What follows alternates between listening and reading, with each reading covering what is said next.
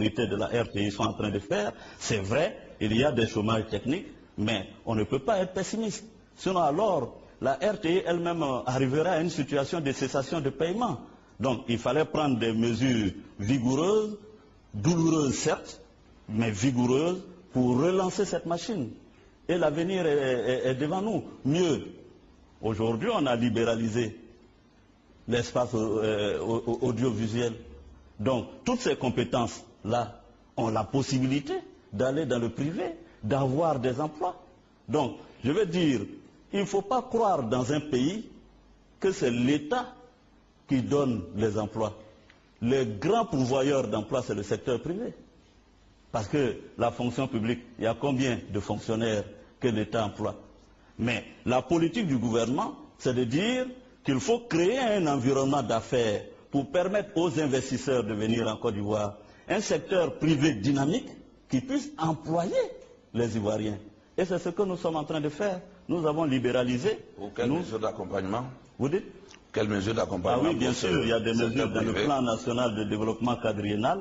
Nous avons de façon spécifique consacré, donc, dans l'amélioration des affaires en Côte d'Ivoire, des aides au secteur privé pour lui permettre d'être dynamique. Et ça a été discuté avec le secteur privé lui-même. Sauf que la dette intérieure, notamment en ce qui concerne le secteur privé non bancaire, est encore très sûr, lourde. Mais des efforts, d'ailleurs l'année dernière nous avons consenti des efforts, nous avons fait des efforts pour essayer donc d'apurer cette dette-là. Et ces efforts seront continuels.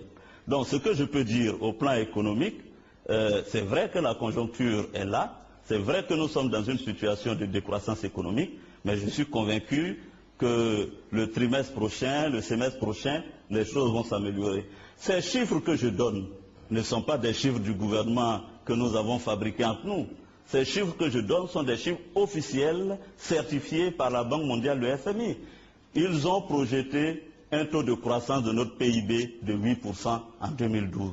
Donc ça veut dire que les choses iront florissantes dans notre pays. Vous avez adopté une politique de gratuité qui s'est appliquée à la santé et à l'éducation aussi, sauf que dans l'applicabilité, il y a eu des faiblesses. Comment est-ce que justement vous entendez corriger ces faiblesses-là? Surtout que le budget 2012 est assez timide vis-à-vis de ces deux secteurs importants pour la population. Alors deux choses. La première, effectivement, vous faites bien de le dire, nous avions adopté la politique de la gratuité.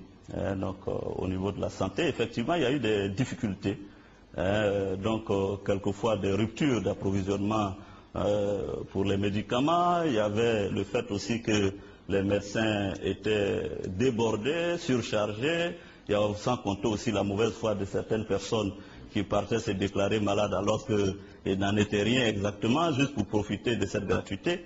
C'est pourquoi, en faisant le bilan de cette gratuité, nous avons récemment encore, il y a quelques semaines, pris des mesures pour donc limiter cette gratuité à des couches sociales précises. Ce qui aura pour avantage, évidemment, de mieux focaliser l'aide que l'État apporte à des personnes cibles. Par exemple, pour les accouchements, pour bien d'autres choses, on a dit, bon, on va faire la gratuité à ce niveau. Donc je pense que c'est important. Vous avez regardé le budget, mais je vous signale que ce budget-là, en matière de fonds que nous apportons à la santé et à l'éducation, il y a aussi un programme présidentiel qui, n'est-ce pas, vient en complément du budget que nous avons alloué pour la santé et l'éducation. Mieux, dans le DSRP, avec la Banque mondiale, vous savez bien que les deux secteurs prioritaires, c'est bien la santé et l'éducation nationale. Au niveau de l'éducation nationale, nous avons fait des kits gratuits. Vous avez suivi, on a aidé les élèves. Nous sommes aussi en train de continuer dans cette voie.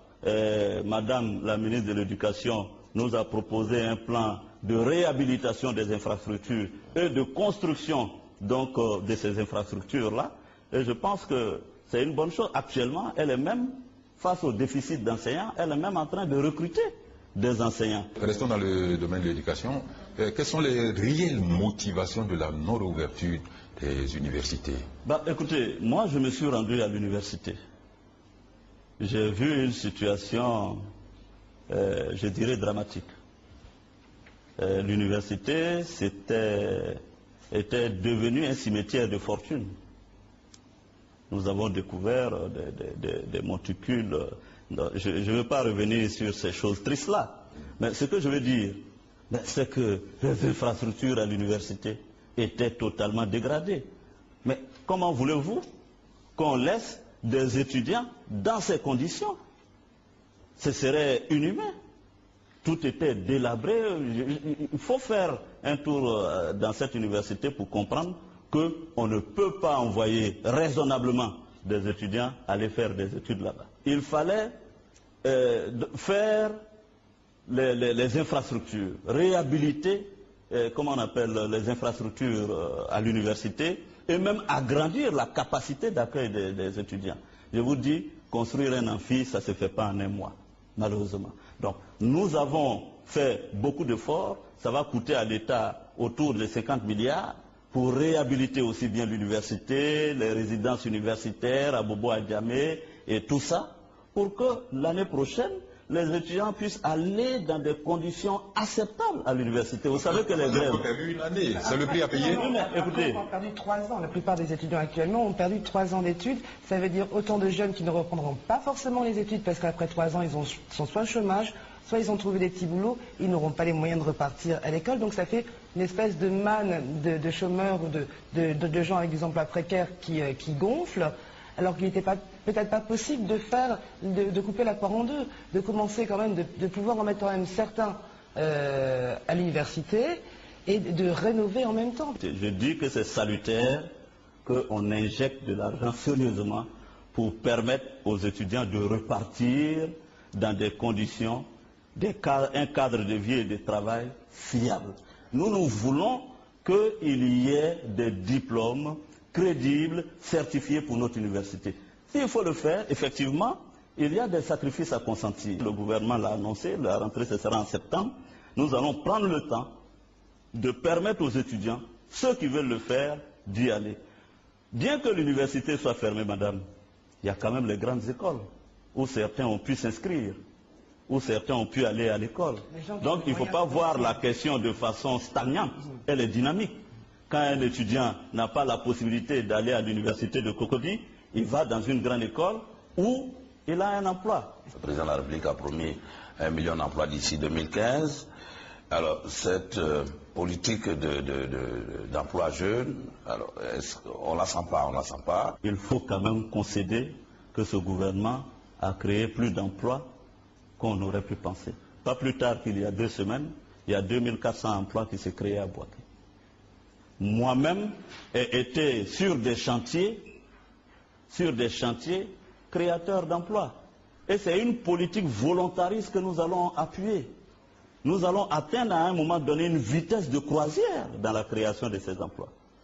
Le secteur privé est en train de reprendre, l'économie est en train de reprendre. Il y a même une politique, une vraie politique de l'emploi qui a été adoptée avec le ministre Kafana. Mais faites confiance au gouvernement. Évidemment, les choses ne se transforment pas en 2 jours.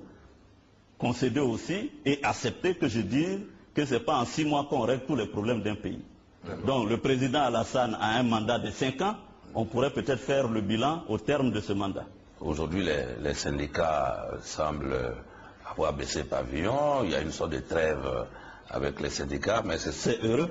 Bon, mais alors, est-ce que ça veut dire pour autant qu'il ne faut pas déjà prendre les devants pour satisfaire à certaines revendications criantes?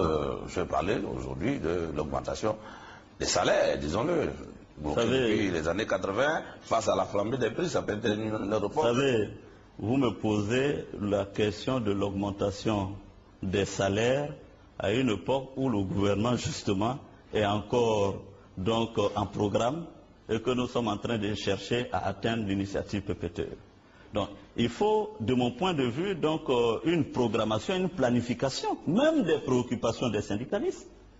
Et c'est pourquoi, d'ailleurs, les syndicalistes avisés considèrent aujourd'hui qu'il faut laisser le temps au gouvernement de faire ses preuves. Ils vous observent?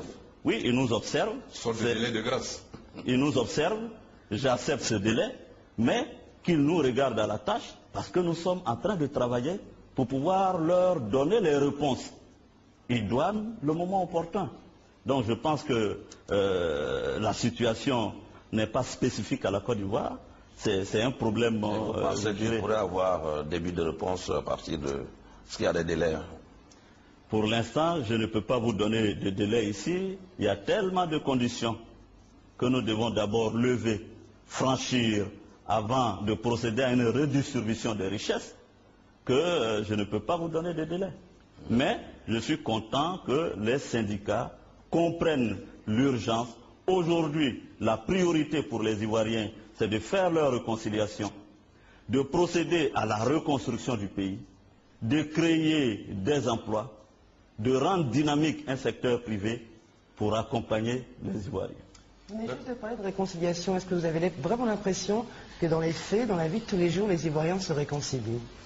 Je crois que passer les chaudes heures du ressentiment, de plus en plus, je pense que cette réconciliation gagne donc en intensité. Mais il ne faut pas croire non plus que la réconciliation sera une quête permanente. Il ne faut pas croire. Ce sera une quête permanente, mais je suis plutôt rassuré à partir du moment où les outils pour cette réconciliation existent. Si on sait qu'effectivement, il y a encore des endroits dans le pays où les choses sont très sensibles. Je reviens encore une fois à la situation dans l'Ouest. Est-ce que M. Konan-Banny pourrait effectivement faire son travail actuellement dans l'Ouest, quand on connaît la situation, que les populations, par exemple, ne peuvent pas aller au champ, que leurs villages sont détruits, qu'elles ont du mal même à aller au village, qu'il y a toujours des camps de réfugiés? Est-ce que vous pensez que maintenant la réconciliation peut être faite dans l'Ouest et que Konan-Banny veut faire son travail? Cette question mériterait d'être posée à M. Konan-Banny, qui donc a eu plus de temps à se consacrer à la question. Mais je veux dire, ça veut dire c'est le rôle aussi des autorités ah oui, bien sûr, quand nous situation. sommes sollicités, nous faisons ce qu'il y a à faire. Mais ce que je vous dis, la réconciliation, c'est une quête de longue haleine. Ne croyez pas que cette réconciliation viendrait comme par coup de baguette magique. Donc M. Konan-Banny prend le temps de faire son travail. Ce qu'il y a, c'est que le gouvernement doit l'accompagner dans cette mission-là. Même dans des pays qui n'ont pas connu la guerre, on parle encore de réconciliation. Récemment, j'étais en Guinée, ils n'ont pas fait la guerre comme nous. Et pourtant, le Premier ministre a abordé longuement la question de la réconciliation en Guinée. Donc, ne voyez pas les choses de façon immuable. Monsieur le Premier ministre, nous allons clôturer avec une dernière phase consacrée à l'appréciation et l'analyse que vous faites a posteriori de la crise post-électorale, les leçons qu'on peut en tirer pour un avenir plus serein. Je suis très triste et malheureux de constater que nous n'avons pas réussi notre révolution démocratique en douceur. D'autres pays l'ont réussi, mais chez nous, ça a été difficile. La crise post-électorale est là pour nous rappeler les difficultés que nous avons eues. Et le plus important, ce n'est pas la guerre que nous avons connue. Le plus important, de mon point de vue, c'est comment nous sortons de cette guerre. Et je souhaite que la Côte d'Ivoire sorte de la guerre renforcée. Parce que toutes les grandes nations ont connu, un jour ou l'autre, la guerre dans leur pays. Aujourd'hui, nous sommes sortis de cette guerre, nous sommes dans la case départ de la démocratie, nous essayons de mettre en place des institutions crédibles qui pourraient jouer leur rôle de renforcement de la démocratie dans notre pays. Je souhaite que tous les Ivoiriens y adhèrent. C'est pourquoi je voudrais encore, à l'occasion de cette interview, lancer un appel au FPI à intégrer le dialogue. Il ne faut pas croire que se mettre en marge de la réconciliation et du dialogue peut faire avancer les choses. Le FPI entrant dans le gouvernement à venir, c'est envisageable? Mais vous avez, je ne sais pas, qui vous parle de gouvernement, vous en savez des choses sur le gouvernement prochain? Vous allez nous le confirmer ou pas? Non, non. Je pense que le président de la République est ouvert, est disponible. Si le FPI s'inscrit dans la voie de la réconciliation, du dialogue, il n'y a pas de raison que toutes les filles et fils de ce pays ne se mettent pas ensemble pour sauver la Côte d'Ivoire. Donc ça, vraiment, je n'ai aucun doute. Et le président, à plusieurs reprises, m'a répété qu'il était très intéressé de voir le dialogue noué avec l'opposition. Les autorités sont d'accord pour prendre langue avec le FPI. Le FPI crie tous les jours qu'il veut prendre langue avec le gouvernement, mais apparemment, ça ne marche pas, alors que tout le monde est d'accord pour le dialogue. Voilà, c'est qu'il y a de la mauvaise foi quelque part. Et elle est où? Vous aurez pu en conclure. J'ai dit il y a deux possibilités pour le FPI. Il y a la commission dialogue, vérité et réconciliation avec le président Bani. Peut-être que vous pourriez lui poser la question si le FPI a fait la démarche qu'il faut. Et puis, il y a l'exécutif. Ce n'est pas faute d'avoir essayé de parler avec le FPI. Je vous rappelle, le ministre de l'Intérieur a reçu la direction du FPI. Le président de la République lui-même a reçu la direction du FPI. Ils avaient posé un certain nombre de revendications auxquelles on a fait droit. Donc, où est la mauvaise foi? Bien, Monsieur le Premier ministre, on parlait tantôt des législatives et de ce que ça nous a déjà apporté en termes de violence et de désorganisation et tout cela. Bientôt, ça va être les municipales et les régionales. Est-ce qu'on y pense déjà par rapport à la préparation des Ivoiriens à aborder ces échéances avec beaucoup plus de responsabilités? Oui, tout à fait. Le gouvernement donc est totalement en phase. Il revient, comme vous le savez, et c'est toujours important de le préciser, il revient à la commission électorale indépendante de proposer au gouvernement les dates de ces échéances futures, et le gouvernement prendra toutes les dispositions pour que ces élections puissent se tenir. Il est effectivement, pour moi, important, peut-être même urgent, que nous puissions organiser les élections municipales et les régionales pour donner les moyens donc aux uns aux autres de participer au développement local. Et c'est pourquoi l'ouverture de la première session de l'Assemblée nationale? Notre constitution fixe pour le 3e mercredi du mois d'avril, n'est-ce pas, la séance ordinaire du Parlement ivoirien. Valérie Boni, quelques préoccupations? Alors, une petite question avec deux préoccupations. Si vous aviez une journée que vous reteniez, un bon souvenir depuis que vous êtes Premier ministre, un mauvais, ce serait lesquels? Et qui ont pu éventuellement marquer l'avenir? Un bon souvenir. Un bon souvenir. Il va falloir que j'y réfléchisse. Mais le mauvais souvenir, c'est tout de même la grosse déception que j'ai eue après le 28 novembre, quand la Côte d'Ivoire a sombré dans la guerre. J'avoue que nous y avions consacré tant d'énergie, nous y avions travaillé, tout donné pour que cette élection soit transparente, libre et démocratique, que nous avons été profondément choqués de voir que les acteurs qui pourtant nous avaient promis et s'étaient même engagés à respecter les résultats des urnes n'aient pas tenu parole. Et ça, je crois que ça nous a fortement marqué. Non pas que cet engagement n'était pas tenu, mais c'était même le manque de prise de conscience, de responsabilité face à toute la nation entière. Tous ces gens qui sont morts, d'un camp comme de l'autre, ne le devraient pas. Avez-vous dit au président Gbagbo, de mon point de vue, vous avez perdu? Le 30 novembre 2010, j'ai eu un entretien, le dernier, avec l'ancien président, à sa résidence. D'ailleurs, je vous passe donc les détails de mon arrivée là-bas qui n'était visiblement pas souhaité. Nous nous sommes rencontrés en tête à tête et j'ai dit au président, Monsieur le Président, les nouvelles ne sont pas bonnes pour vous.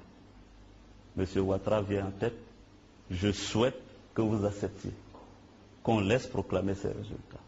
Monsieur le Président, on n'est pas un grand homme, simplement parce qu'on est président. Vous savez, l'histoire a retenu bien de grands hommes qui n'ont pas été chefs d'État ou président de la République. Martin Luther King n'a pas été chef d'État. Il a été retenu par l'histoire. Monsieur le Président, je vous en supplie, laissez les élections se faire. Parce que si vous refusez, je n'ose même pas imaginer la crise que notre pays va vivre. J'ai été, et je pense que si j'avais été suivi par d'autres acteurs comme moi pour le lui dire, je ne sais pas si on aurait été entendu. Mais j'ai joué ma responsabilité jusqu'au bout. Je l'ai dit au président. Le président m'a regardé quelque peu hagard. Vous savez, ce regard qu'il a quand il ne veut pas vous écouter. Et m'a dit, Monsieur le Premier ministre, je vous rappelle dans 3 heures. Je suis parti, j'ai réuni mes gens, je leur ai dit, on a échoué de le convaincre à accepter les résultats. Et ça n'a pas raté. Et là, c'était le mauvais souvenir. Alors, le bon souvenir de votre passage Vous savez, je cherche encore. Vous savez, c'est très rare, hein, les bons souvenirs. Surtout quand vous avez assumé la primature dans une période comme celle qui a été la mienne. On en garde très peu de bons souvenirs. Vous savez, ça a été très dur. Je vois bien que les gens peuvent peut-être envier le Premier ministre, mais notre vie, ce n'est pas l'enfer de Matignon, c'est une primature infernale en Côte d'Ivoire. D'accord. La dernière préoccupation. Oui, bon, lui a placé dans les souvenirs. Alors ce 11 avril, lors de l'arrestation du président Laurent Gbagbo, on a vu le président Laurent Gbagbo sur notre petit écran, mais il y a eu par la suite beaucoup de supputations sur son arrestation. Alors quelle force a arrêté le président? D'abord, vous savez, les gens aiment inventer. J'ai été un acteur privilégié de cette affaire. Quand nous avons déclenché les hostilités depuis Bouaké, Man, Bouna, j'espère que vous pouvez mener vos enquêtes. Il n'y avait ni force licorne, ni force ONUCI. Nous sommes venus à Abidjan. Ce que vous ne savez pas, c'est que nous avions voulu éviter la bataille dans la ville d'Abidjan. C'est pourquoi nous avions encerclé la ville et nous avons espéré que Gbagbo, se sentant encerclé, donc pris, accepterait de discuter et de céder le pouvoir. Mais mieux, moi-même, j'ai appelé le général Dogo Blé, qui est encore vivant, qui est là, vous pourrez lui poser la question. Je lui ai dit, mon général, la ville d'Abidjan est encerclée. Je ne veux pas de sang versé dans la ville d'Abidjan. Je vous demande, en tant que commandant de la GR, d'aller voir le président, la garde républicaine, d'aller voir le président et lui demander de laisser tomber les armes. S'il n'a pas confiance en ce que je dis, il peut solliciter l'ONUCI ou les Français pour sa sécurité. Nous, on ne lui veut pas de mal. J'ai même dit à Dogo Blé que nous étions prêts, je m'engageais moi personnellement, si Gbagbo acceptait de laisser le pouvoir, de négocier un poste pour lui auprès du président Alassane et avec ses pairs de l'Union africaine pour qu'il ait un positionnement comme le général Sekouba Konaté de Guinée et autres. Le général Dogo Blé m'a répondu qu'il était militaire, qu'il savait se battre et qu'il avait les moyens de se battre. Vous comprenez? Donc, à partir de là, j'ai compris que les hostilités ne pouvaient qu'être évidentes. Donc, nous sommes rentrés à Abidjan. Mais ce qui s'est passé à Abidjan, c'est que les miliciens de Gbagbo ont commencé invariablement à attaquer les citoyens et même les diplomates français. C'est ça qui s'est passé. Le cas de l'ambassadeur du Japon est palpable, évident, vous le savez. Et c'est dans ces conditions que les Nations Unies ont décidé de bombarder et de détruire les armes lourdes de Gbagbo. C'est dans ces conditions que nos hommes ont pu rentrer jusque à la résidence de Gbagbo. On nous dit que ce sont les Français qui sont rentrés chercher Gbagbo, mais les vidéos sont là, qui montrent bien, et nous avions même donné des instructions à nos hommes pour leur dire, nous ne voulons pas qu'il arrive quelque chose à un seul cheveu de Gbagbo. Nous avons préparé les gilets pare-balles, etc. pour le protéger. Vous l'avez vu, on l'a protégé. Il y avait plus de 107 personnes dans le bunker. Nous les avons tous sortis, sains et saufs, à l'exception de l'ancien ministre de l'Intérieur, Désiré Tagro. Évidemment, c'était un grand acte de réconciliation que nous voulions donner aux Ivoiriens. Dans d'autres pays, certains dirigeants n'ont pas eu cette chance-là. Kadhafi n'a pas eu cette chance en Libye. Mais quand même, il faut reconnaître. Vous croyez que si c'était nous qu'on avait encerclé à l'hôtel du Golfe, je serais aujourd'hui parmi vous, en train de vous parler. Voilà, ça c'était au titre des mauvais souvenirs. Un autre mauvais souvenir pour finir, tout à fait. Est-ce que je me demande si... Voilà, pour savoir si vous ne serez pas rancunier à quand une visite à la RTI? Ah oui, c'est vrai, cette RTI que je connais bien. C'est vrai que ça a été difficile à l'époque quand j'ai été séquestré à la télévision, mais je suis totalement disposé, maintenant que les bonnes personnes sont à la RTI, de vous rendre une visite de courtoisie. Nous transmettrons cela au monsieur le directeur général. Merci monsieur le Premier ministre de nous avoir accordé votre grande interview, première grande interview depuis que vous êtes à la tête du gouvernement du président Alassane Ouattara. Merci de cette conversation à bâton rompu. Espérons, mesdames et messieurs, que beaucoup d'éclairages ont été apportés sur les interrogations qui habitent chacun d'entre nous. Merci de votre attention. Bonsoir et à très bientôt.